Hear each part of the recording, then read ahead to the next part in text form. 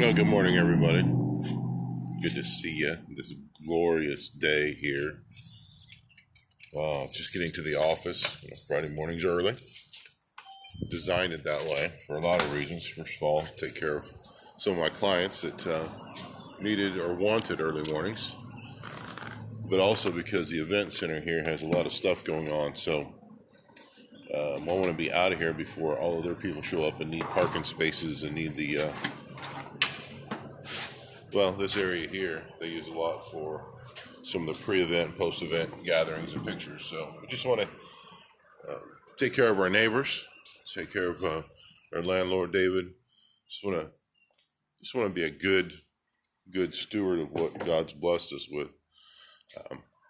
Not only in how we spend things and how we allocate things, but in how we actually schedule things, because that's a resource as well. I really like it here.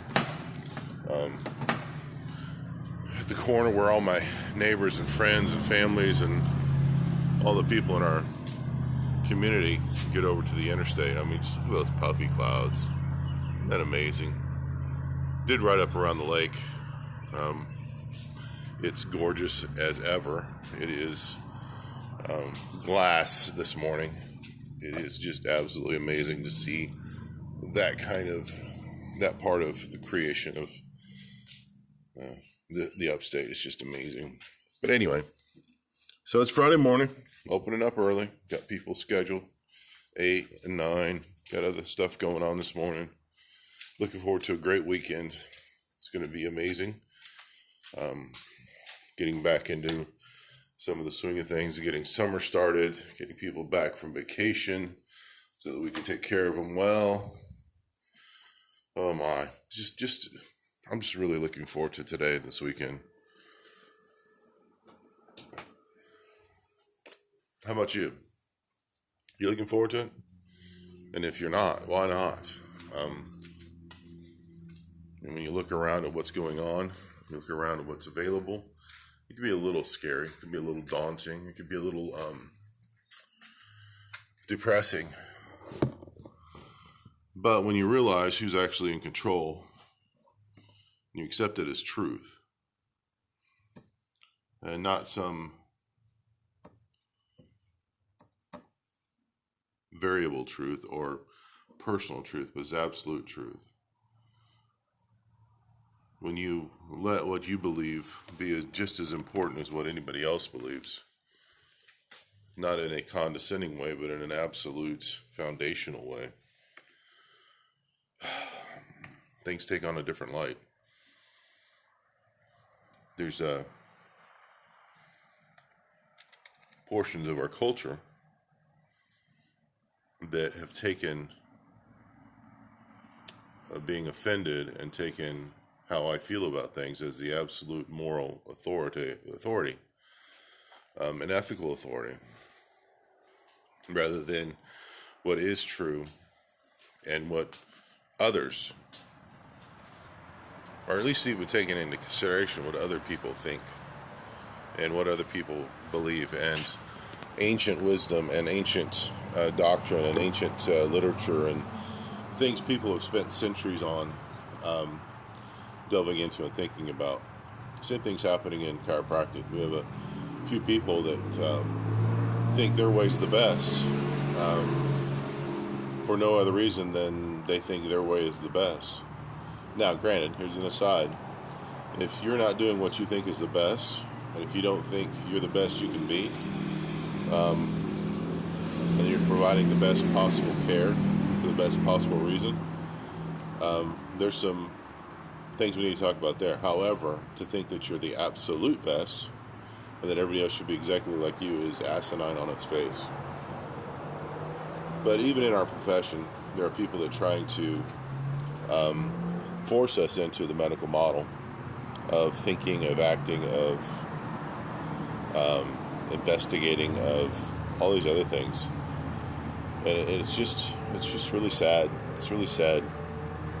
There's over a century of research, of anecdotal evidence, of clinical evidence, of just evidence that should inform us on how to do our research. When you look at evidence going into a legal situation, evidence is what's happened, the events, what's happened chronologically, what are the things that we can actually identify as these are what's happened. And then you take that evidence and you come up with a verdict on what caused it and who did it. In science, it should be the same way. The evidence of clinical practice, the evidence of all these anecdotes have been accumulated, tons and tons, literal tons and tons of paper, of evidence in clinics around the world for over 100 years now. That is evidence, and it should inform our profession's research. And so there's this big thing out there, evidence-informed practice. I think it needs to be flipped around to drive us to evidence-informed research, to show us why what's happening in our practice works. I mean, that's how medicine has done it for a long time, until they started worshiping what goes on in the lab. When they, and I'm not talking about the medical doctors, I'm talking about the medical profession, the industrialized medical profession. They think that once they have our genome mapped out, that they can produce any kind of drug that they want. They can produce any kind of vaccine or any kind of whatever they're going to call it in the future to get a desired result on every individual every time. And frankly, that's not current science.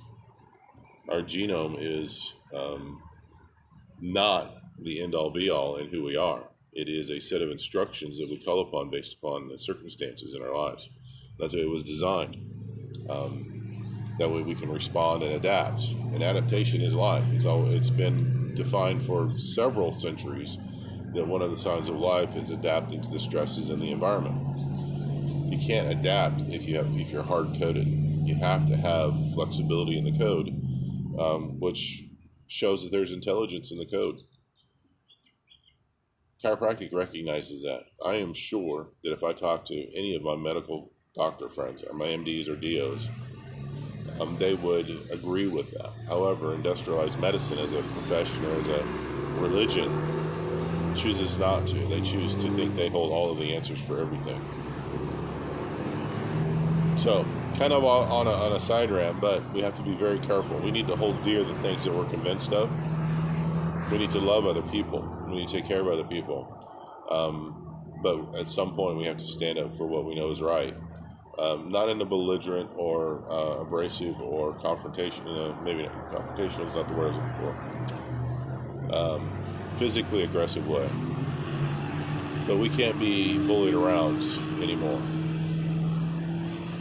We can't be bullied, and we definitely should not bully. We should never bully, but we need to also have enough belief and connection to what we believe that it's hard to bully us. Anyway, it's a gorgeous day. It really is a gorgeous day. Hope to see you guys soon. If not, go see your chiropractor this coming week. Let them know that you appreciate them, and make sure that you're going on a regular basis. Y'all take care. Bye-bye.